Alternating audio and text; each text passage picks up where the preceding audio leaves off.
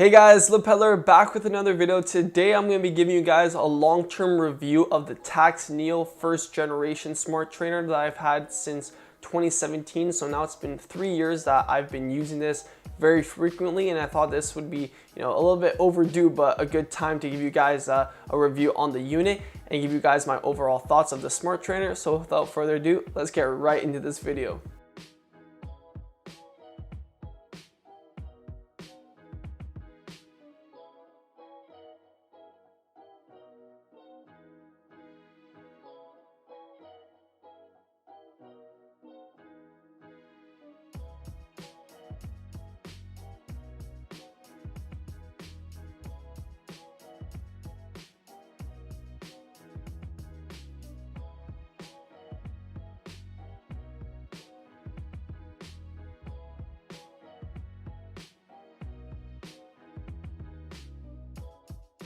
So I've been using this unit for the past 3 years and haven't had any real big problems. It works very great and it actually always does the job that I need it to do, whether that's for workouts or Zwift or whatever the case may be. It always holds up and never fails to disappoint. So I'm going to quickly tell you guys some of the characteristics that the Tacx NEO first generation smart trainer has, and I wrote these down, so bear with me.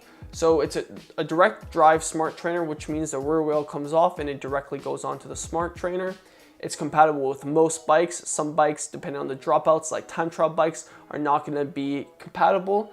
There's a quick release, which is what I have right now on my bike, but it does also support a Tru-axle support adapter. So if you do have a disc brake bike, it can be used with this unit.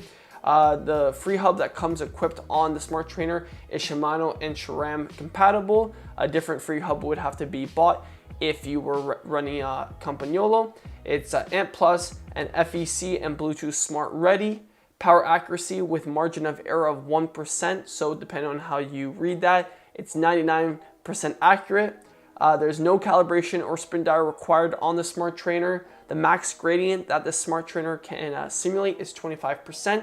The max power that you can do on this if you're some type of world-class sprinter is 2,200 watts, which I've yet to do. So the flywheel on this trainer is virtual. It's powered by magnets, which means when you go on a negative gradient on a descent, if you stop pedaling, you'll have the flywheel simulated, which kind of feels realistic, but not so much. And the weight of the unit itself is 22 kilograms. It's pretty quiet when used, especially compared to fluid trainers or some other trainers on the market. And it can be used when it's not plugged in, which means if you're going to a race or, for whatever reason the power goes out, or, I would say most likely in a race situation, a warm up or cool down, this can be used without plugging in. The only feature that you don't have is the freewheel, but that's not really important in my opinion, especially if you're just looking to warm up or cool down. So those were general characteristics of the Tacx NEO Generation 1 Smart Trainer, and the next characteristics I'm going to be talking about are things that make this smart trainer very unique when compared to any other smart trainer that's on the market. So probably one of the coolest things you guys have probably heard about or read about is that the Tacx NEO Generation 1 has road simulation, which means that if you're going over wood or brick or stone, it can simulate that. It can even simulate ice, slipping of ice, riding.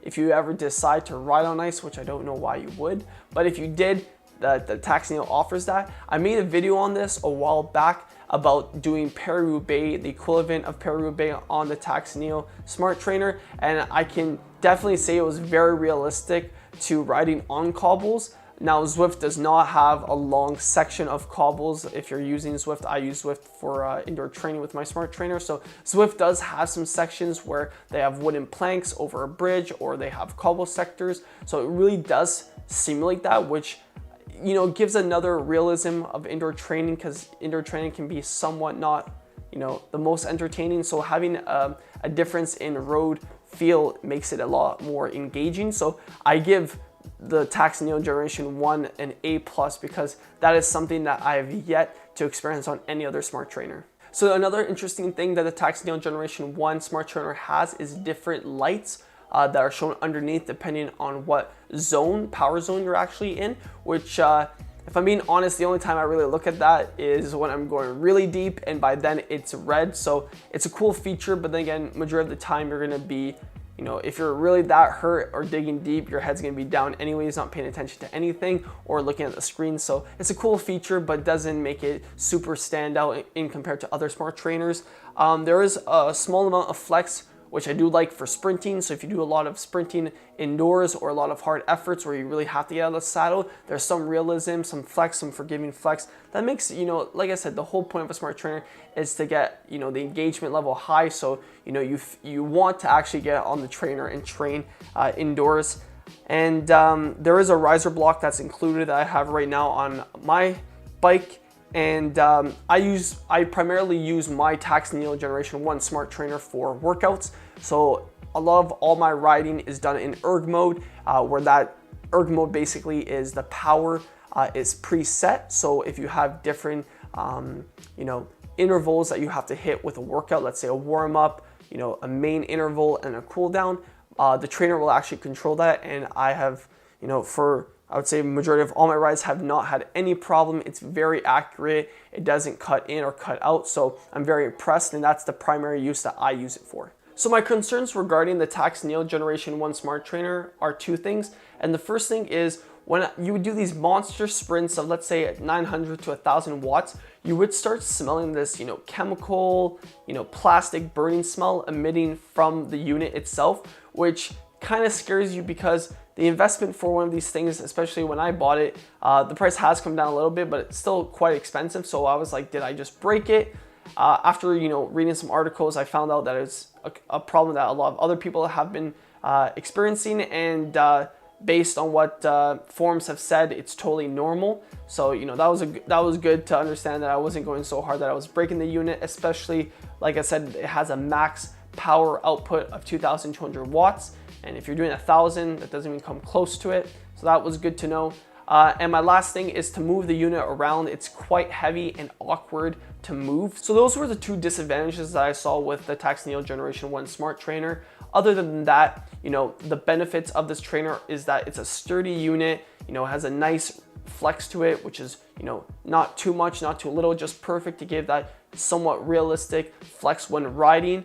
The road simulation is just a cool extra feature when compared to anything else on the market that really makes it unique and stand out. So the fact that my Tacx NEO Generation 1 Smart Trainer was first gen and, you know, really didn't have any substantial problems that would really entice me to buy a new one is very good, which means that, you know, it actually held up for 3 years of, you know, constant, you know, hardcore use, which is amazing to see and to be a part of, because it just shows you how good of quality it was actually made with. I'm very curious to see what improvements, or if there's a road, you know, a riding difference on the Tacx NEO 2, which is the new upgraded Smart Trainer. So, you know, like I said, please like and subscribe, because I want to bring more videos where I do more reviews, and that requires you guys, you know, supporting the channel so I can reach out and get those trainers. So until the next one, keep on pedaling.